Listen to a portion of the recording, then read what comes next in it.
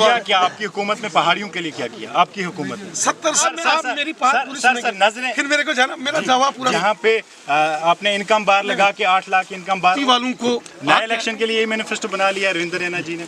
चल क्या पहाड़ियों को इनकम बेसिस पे कैटेगराइज किया जाएगा? पहले आपका इंट्रोडक्शन कैसे दें, हम स्टेट प्रेसिडेंट बोले आपको या यूटी प्रेसिडेंट बोले? चलिए जैसा आपको अच्छा लगे वैसा बोले जी।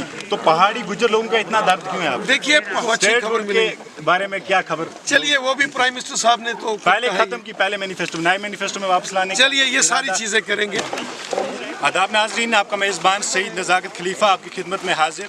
आप देख रहे हैं पुकार न्यूज़ नेटवर्क की कश। इस वक्त मौजूद है नॉर्थ कश्मीर में, नॉर्थ कश्मीर के परमपीला एरिया में मौजूद है जो कि तहसील उड़ी के साथ पड़ता है। हमारे साथ मौजूद हैं भारतीय जनता पार्टी के president, state president Ravindra Raina ji, और इनका हम वेलकम करते हैं कि इन्हें अपना हमें कीमती वक्त दिया। जी रविंद्र जी, आपका बहुत बहुत शुक्रिया। बहुत बहुत शुक्रिया, मेहरबानी आपकी। जी, पहले आपका इंट्रोडक्शन कैसे दें, हम स्टेट प्रेसिडेंट बोले आपको या यूटी प्रेसिडेंट बोले? चलिए जैसा आपको अच्छा लगे वैसा बोले। जी।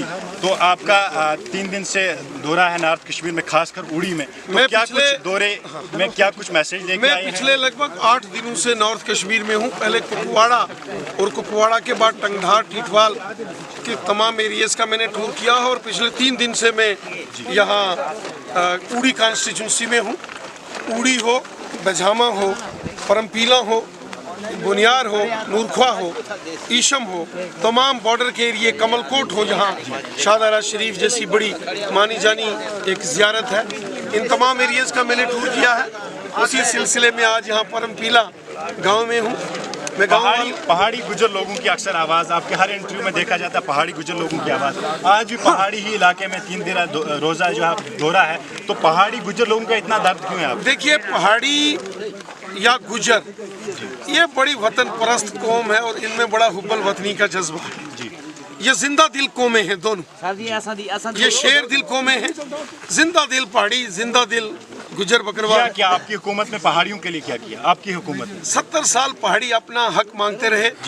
यहाँ हुकूमतें एनसी, कांग्रेस, पीडीपी की रही, उनके चीफ मिनिस्टर रहे, उन्होंने कभी सुनवाई नहीं की। मोदी साहब की सरकार आई, 4% हमने पहला काम किया कि पहाड़ियों को 4% सर, जहाँ पे आपने इनकम बार लगा के 8 लाख इनकम बार, और जो पहाड़ी लोग पहाड़ी लोग जो हैं वो बेल्ट फोर्स से बिलोंग करते हैं, मैक्सिमम लोग बेल्ट फोर्स में 8 लाख से इनकम क्रॉस हो जाती है। क्या पहाड़ियों को इनकम बेसिस पे कैटेगराइज किया जाएगा?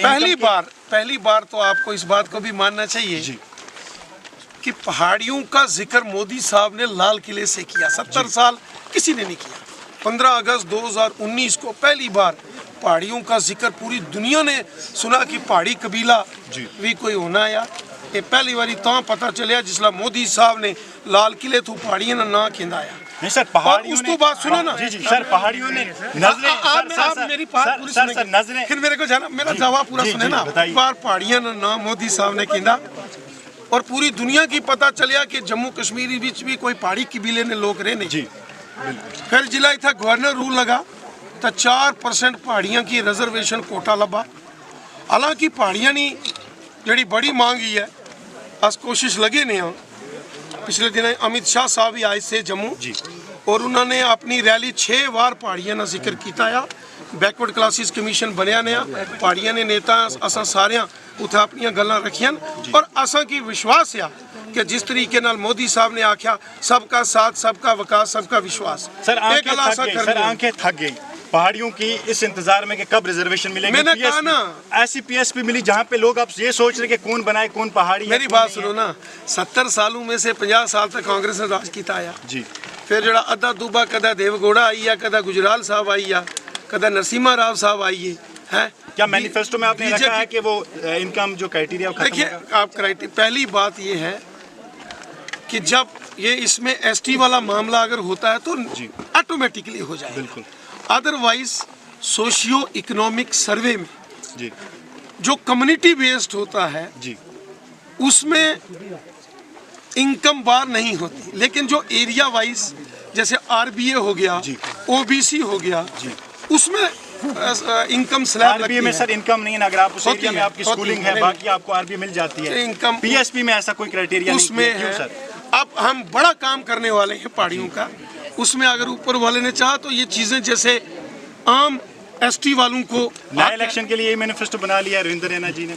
चलिए देखो इलेक्शंस होंगे, जल्दी होंगे और आपको अच्छी खबर मिलेगी। के बारे में क्या खबर? चलिए वो भी प्राइम मिनिस्टर साहब ने तो पहले खत्म की, पहले मैनिफेस्टो, नए मैनिफेस्टो में वापस लाने। चलिए ये सारी चीजें करेंगे, बहुत अच्छा। सारे मसले ये हमारे साथ बात कर रहे थे स्टेट प्रेसिडेंट रविंद्र रैना जी, जो कि स्टेट प्रेसिडेंट भी कहना कहीं ना कहीं गलत होगा क्योंकि ये यूटी बन चुका है। यूटी प्रेसिडेंट बीजेपी भारतीय जनता पार्टी के रविंद्र रैना जी, और इनसे जाना कि आखिरकार जो आप वादे किए जाते हैं आपकी सरकारों में पूरे होते हैं या नहीं। और इनने ये भी बात की, अक्सर व बेशतर ये बात करते हैं पहाड़ियों की, गुजरों की, लेकिन जो पहाड़ी पीएसपी दिया गया है अभी भी उस पर इनकम स्लैब लगा के 8 लाख के इनकम स्लैब पे छोड़ दिया गया है। अभी भी पहाड़ी कम्युनिटी इस चीज़ को लेकर परेशान है, आखिर हम कौन से पहाड़ी हैं, किस बेसिस पे हमें कैटेगराइज किया जाता है? क्या 8 लाख वाले जो कम है उससे कम इनकम वाले पहाड़ी हैं और 8 लाख से ज़्यादा इनकम वाले पहाड़ी नहीं हैं?